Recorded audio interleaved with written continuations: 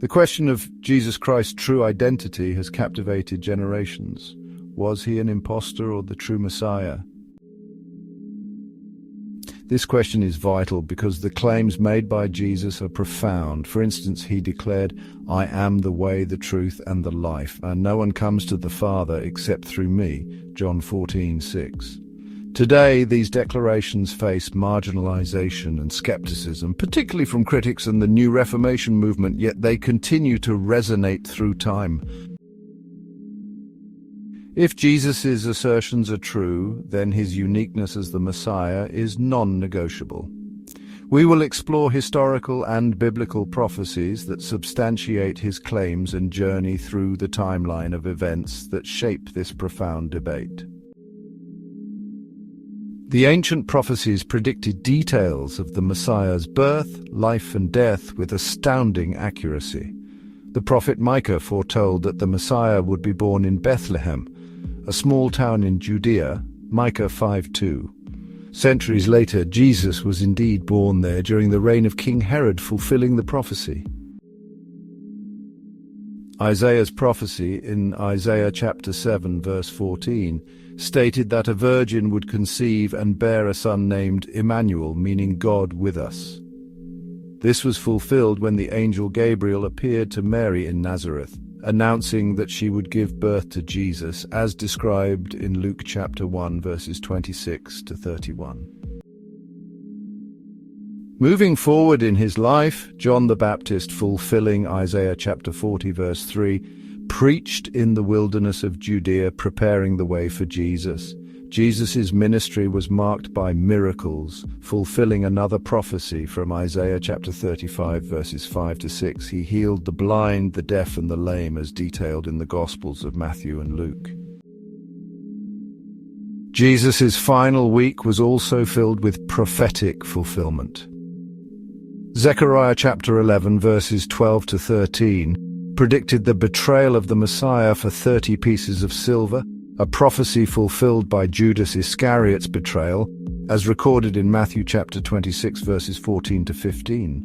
The Psalms predicted that the Messiah would be scorned, beaten, and his garments divided by casting lots, as mentioned in Psalms chapter 22, verse 18. All of these were realized during the crucifixion of Jesus, as described in John chapter 19, verses 23 to 24. The resurrection, as foretold, confirmed Jesus as the true Messiah. The prophecies even specified the method of his death. Isaiah 53 verse 5 stated, "He would be pierced for our transgressions," while Psalms 22 verse 16 described his hands and feet being pierced, a precise description of crucifixion. This was fulfilled when Jesus was nailed to the cross at Golgotha outside Jerusalem under Pontius Pilate's order. The timing of these events was also foretold. Documented historical records affirm these events. The Roman historian Tacitus mentioned Jesus' execution under Pilate during the reign of Tiberius, as noted in Annals 1544. Additionally, Suetonius, another Roman historian, referred to disturbances caused by followers of Chrestus, the Latinized form of Christos, in his writings. According to Daniel 9, verses 24 to 26, the timing of the Messiah's coming was foretold. Daniel's prophecy starts with the decree to rebuild Jerusalem, issued by Artaxerxes I of Persia in 457 BC. From this decree, 483 years later, pinpoint the arrival of the Messiah in AD 27, aligning with Jesus' baptism and the beginning of his public ministry, as recorded in Luke chapter 3, verses 1 to 22. This prophecy is a cornerstone for understanding the timing of the Messiah.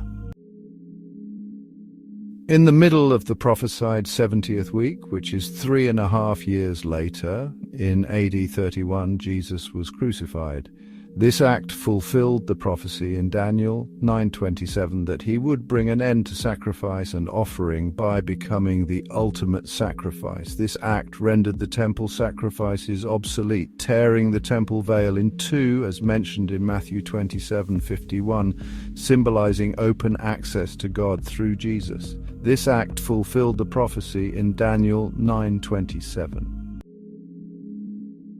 The prophecy continued to play out exactly as foretold. In AD 34, Stephen was stoned, marking the end of exclusive Jewish outreach and spreading the gospel to the Gentiles as described in Acts 7 and 8. This transition was led by Paul, who initially persecuted Christians before his dramatic conversion, as detailed in Acts 9. From his birth in Bethlehem to his crucifixion, resurrection, and the spread of his teachings, Jesus' life aligns perfectly with ancient prophecies.